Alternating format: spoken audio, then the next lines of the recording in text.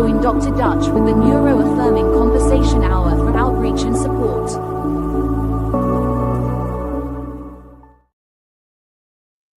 Hey, good morning. It is May 12th, 2025, and this is the Neuro-Affirming Conversation Hour for outreach and support. I am Dr. Dutch. I am here with you today for Season 2, Episode 2, entitled Where Wrinkles Have Been. Choosing softness and redefining a good year a good life in the next year. So we're going to talk about softness, choosing it. We're going to talk about redefining our years and choosing to act intentionally in this next year. So welcome to this space, NACHOS, Neuro-Affirming Conversation Hour for outreach and support. And today, I invite you to join me not only in community, but in something very personal and special to me. Today is my birthday. And like many birthdays, it arrives not simply with candles and celebration, but also with reflection. Birthdays have a way of stirring the quiet corners of us. They ask questions we may not have paused long enough to hear. What am I becoming? What have I gathered? What am I ready to release? And what am I ready to invite into my life? And as I sit here a year older and in many ways a little softer, I find myself returning to the wisdom of two voices who offer gentle guidance on what it means to move through time. The first reminds me, and perhaps all of us, that aging is not something that steals from us, but something that gives to us.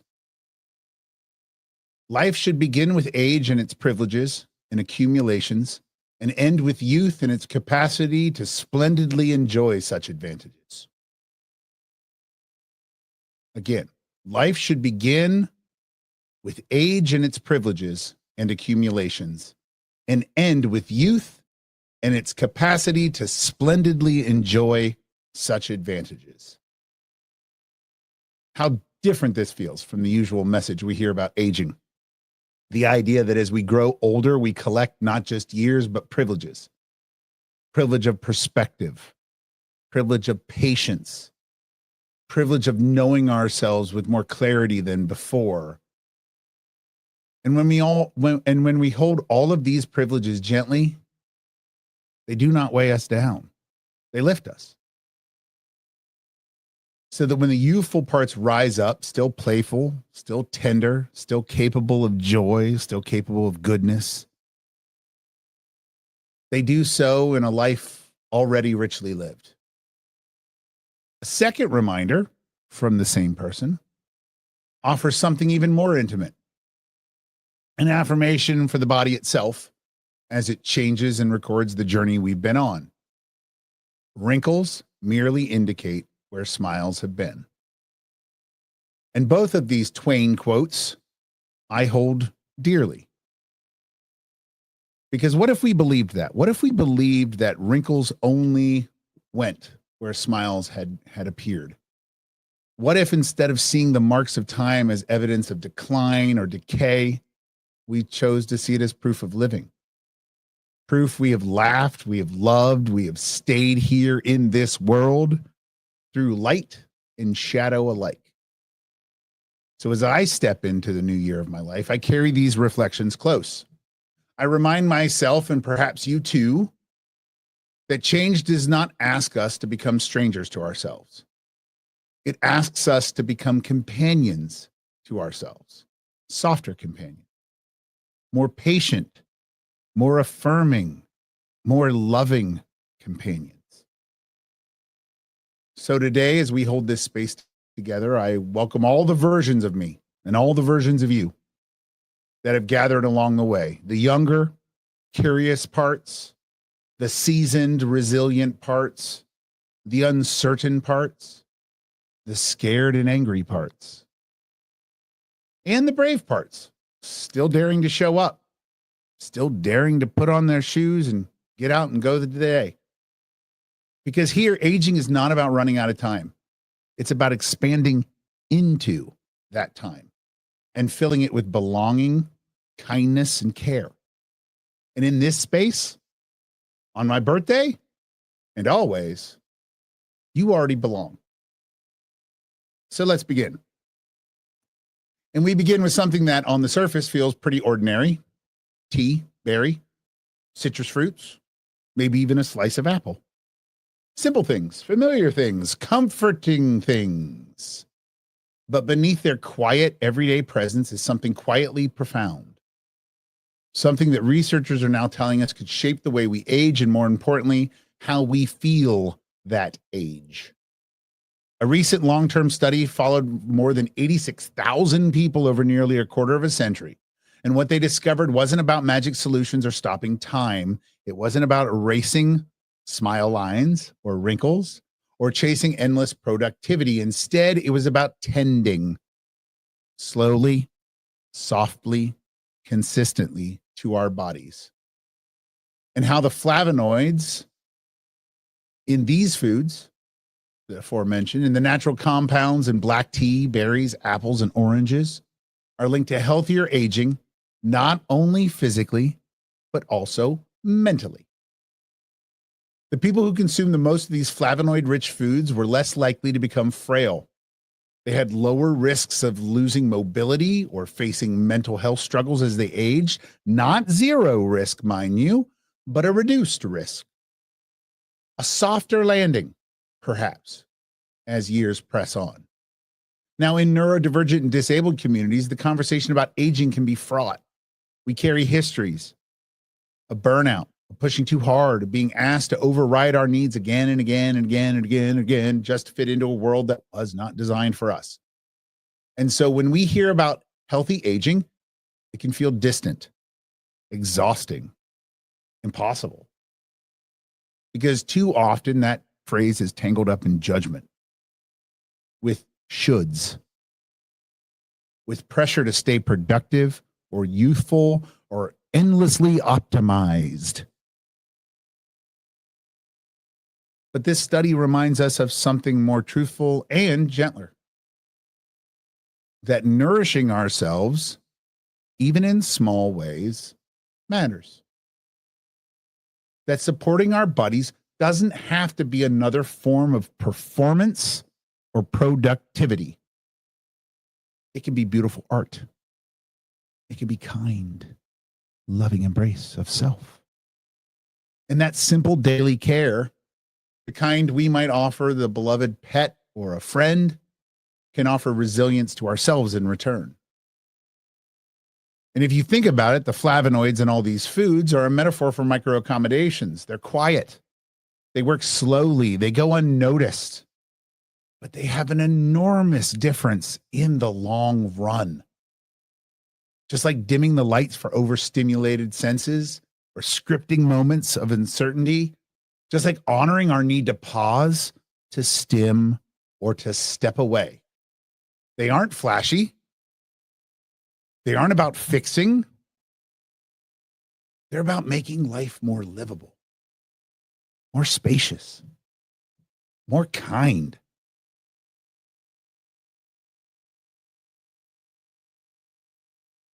So maybe the invitation here is not to become obsessed with every berry or tea leaf, but instead ask, where are the flavonoids in my life? What are the quiet things, the gentle choices that help me stay steady and whole? Am I making room for them? Or have I been taught to overlook them in favor of a bigger, louder demand? Something society tells me must be done. You don't have to chase youth or chase perfection. You can instead choose care and choose presence. You can choose small, tender shifts that say to your body and your nervous system, I want you to be okay, and I want you to have what you need. That's what I gave myself last year. I said, I want to be a better, happier version of myself. And it has taken a lot of time and a lot of practice, and I'm not there yet, but I'm getting there. Because I decided to give myself a gift that wasn't physical. So In that way, every cup of tea, every pause for breath, and every choice to nourish instead of punish yourself becomes an act of radical belonging. Because here, again, in this space, you already belong. And if we speak about tending our bodies with care, it turns us to something that many of us notice quietly or sometimes with frustrations as the years move on. It's our waistlines, right? Something that a lot of people mention, a lot of people discuss, a lot of people talk about, fret about, worry about. And for many, middle age brings with it a softening around the middle that almost feels inevitable. Pants fit a little tighter, mirror reflects subtle or sometimes not so subtle changes. And in a culture obsessed with control, obsessed with fixing, that softening often becomes a source of shame, guilt, and self-criticism. But science, again, asks us or demands of us to look at this differently. New research from the City of Hope is explaining and helping to explain why this happens. And maybe more importantly, why it's not about willpower or laziness or productivity. As we age, a tiny molecule in our body called PLA2G7 becomes more active. That molecule plays a role in regulating inflammation, and as its levels rise over time, it quietly changes our body's store and process fat, particularly around the belly. So it changes the entire process of how our body stores and manages that fat. In other words, this midlife shift isn't failure, it's biology. It is your body doing what your body is intended to do. Because while chronic inflammation can have negative impacts on health, what this research really highlights is how natural and expected certain changes are. Just like flavonoids remind us that care can be gentle and cumulative, this discovery about PLA2G7 reminds us that aging itself is not a problem to be solved. It's a process to be supported. For neurodivergent and disabled folks for whom our bodies have often been sites of judgment, misunderstanding, forced conformity, this can be especially liberating to hear. Because your body is not betraying you. You are not failing at life. You are not required to fight every change as though softness is weakness. Instead, I invite you tenderly and patiently to be in a relationship with your body as it evolves. Ask gentle questions. Ask yourself, what helps me feel comfortable and supported right now, today, not yesterday, not when I was a kid. What helps me today? How can I reduce stress and inflammation in ways that honor rather than override my needs? What daily rhythms, what movements, what nourishment, what stillness offer me ease instead of punishment? Because middle age, like every stage of life, doesn't need to be a battleground. It can be a season of becoming softer, wiser, in body, in mindset, and in how we hold ourselves. And perhaps that softness is not something to fear, but something to welcome.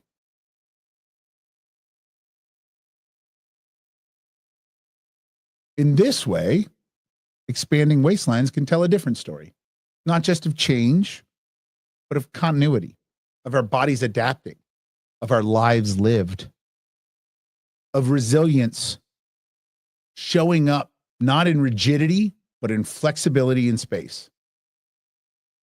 And here, as always, grace belongs. You belong exactly as you are.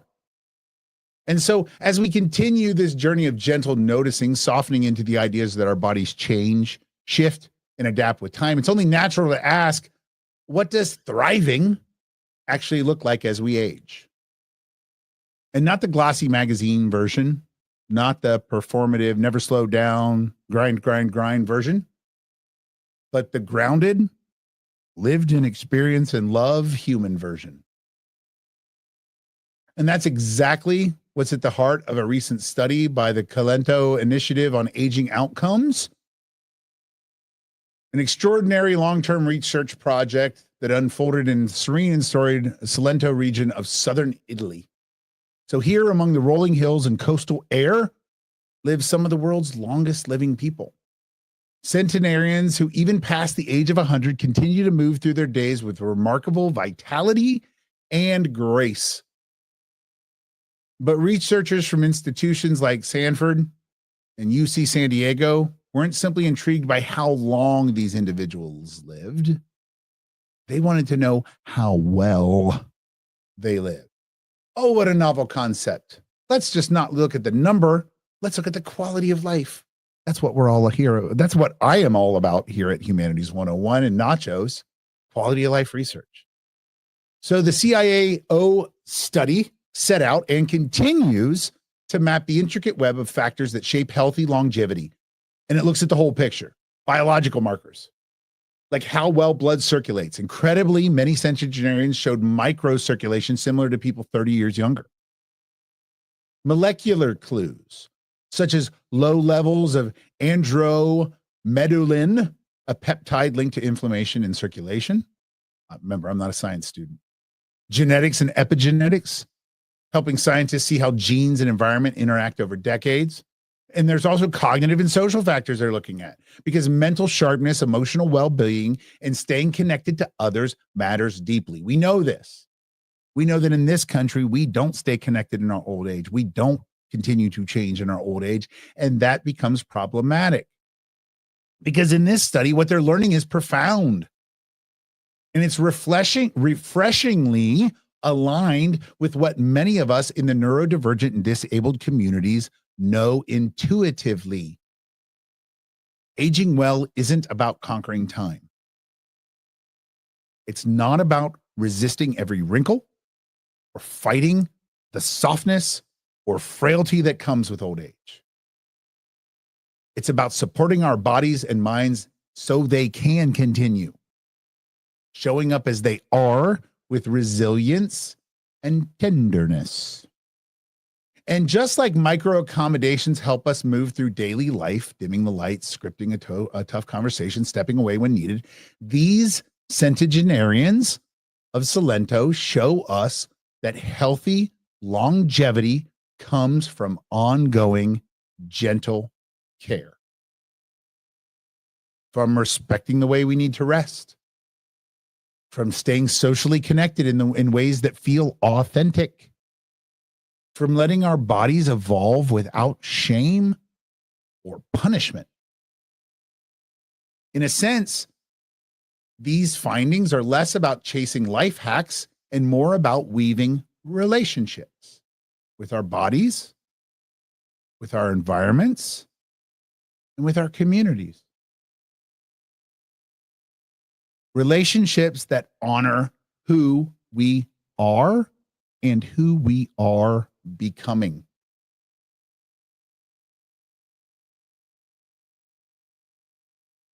And so in the same way, a cup of tea or a handful of berries reminds us of the power in small, nourishing choices, so too does the story of Salento invites us to this simple truth. Showing up kindly for ourselves day after day is not only enough, it's extremely powerful. It's resilient, and it's belonging in motion. And here, no matter your age, your pace, your path, remember, you already belong. And as we sit with these stories of softening, tending, and honoring the quiet work of our bodies over time, it feels natural to bring this reflection closer to home. Because aging isn't only something we notice in decades or studies or distant milestones. It shows up every day, often quietly, sometimes with mixed emotions, and most assuredly on our birthdays. Because birthdays carry many meanings, right? For some, they're joyful markers, celebrations of life, connection, and memory making. And for others, they carry with whispers of worry or grief, reminders of time passing, of bodies changed, of past not taken, or dreams still waiting. But if the science, and more importantly, the humanity in these stories teaches us anything, it's this: aging is not a flaw. It is not a failure. It is a sign that we are still here and that we are still becoming. Each birthday, each New Year celebration offers us a chance to step into this truth with tenderness and to ask ourselves gently, what small choices are carrying me forward right now, nourishing me, helping me? What quiet care can I offer myself without judgment or performance? And how can I celebrate not just doing, but being right here, right now? Just as flavonoids support our cells, just as social ties and steady rhythms shape longevity and Salento, and just as micro accommodations create daily ease for neurodivergent lives, our birthdays can be a moment to pause, appreciate, and recommit to kindness, not as deadlines for self-improvement and not as pressure points, but as gentle invitations to meet ourselves where we are and to carry forward the soft wisdom that we've gathered. So as each new year begins, whether marked by cake, candles, or simply quiet reflection, may we remember: aging is not leaving behind. It's carrying forward with love, carrying forward with resilience, carrying forward belonging, always belonging, exactly as we are. And as we hold all of this, the silence, the stories, the tender moments of becoming, it feels important to widen the frame just a little bit more. Because aging, birthdays, and daily life alike all circle back to something central: self-care. How we care for ourselves. Not in the hurried commercial sense of self-care like bubble baths and checklists and treat yourself slogans, but in the quiet, radical sense of self-care that NACHOS returns to again and again and again and again. Softness. Not as weakness, but as a way to hold ourselves gently through hard and easy days alike. Curiosity. Not as interrogation, but as permission to ask, what do I need right now in this body, in this moment? Belonging. Not as something earned, but as something inherent. Something we don't have to audition for or perform to achieve. And lastly, care. Not as fixing or forcing, but as sitting with what is and offering ourselves the same grace that we offer others. Self-care in this light becomes something much more grounded and spacious. It looks like pausing before pushing, like feeding ourselves body, mind, and spirit, not just to fuel, but to nurture, like choosing rest without guilt, like forgiving ourselves for being human, wonderfully, complexly, and inevitably, stupidly human.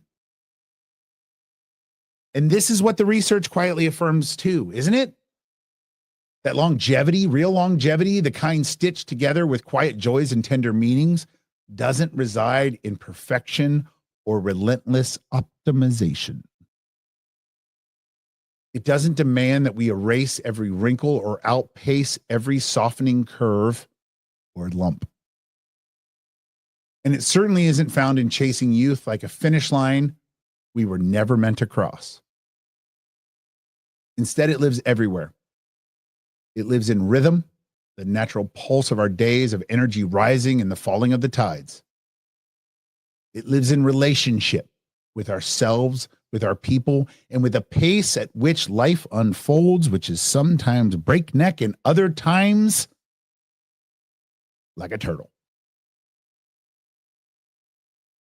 And most of all, it lives in respect. RESPECT. For our whole, complete, and true authentic selves. For our stimming and soothing when the noise of the world presses too close. For zoning out and resting when our minds crave gentler spaces. For our pacing and our pausing when urgency no longer serves us. For our softening in body and thought, expectation and rigidity as we make peace with becoming. And to age well, and even more deeply, to live well, is to make room for all of these. Room for joy and hesitation, room for clarity and confusion, and room for ambition and room for release. It is to make room for ourselves exactly as we are today, not as projects to be perfected, but as companions to be cherished. And so we return to the tender wisdom woven through this reflection captured in our title, Where Wrinkles Have Been, Choosing Softness in the Next Year.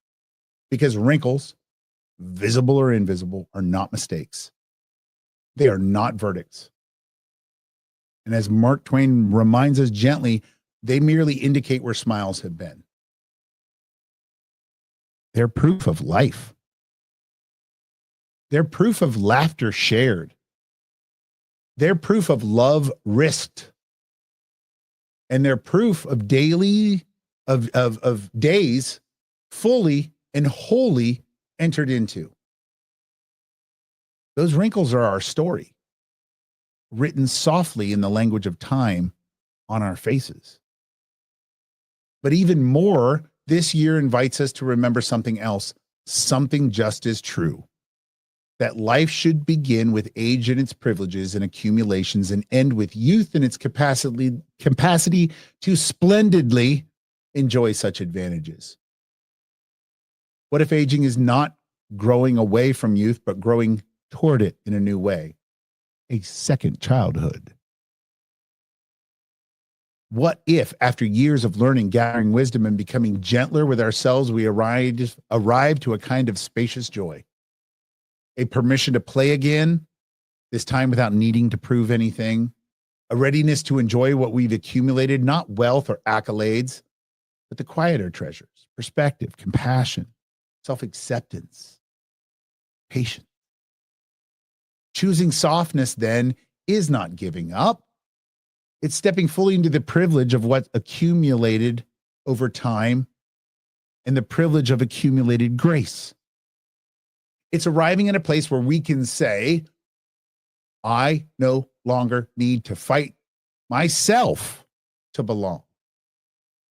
I no longer need to chase to be enough.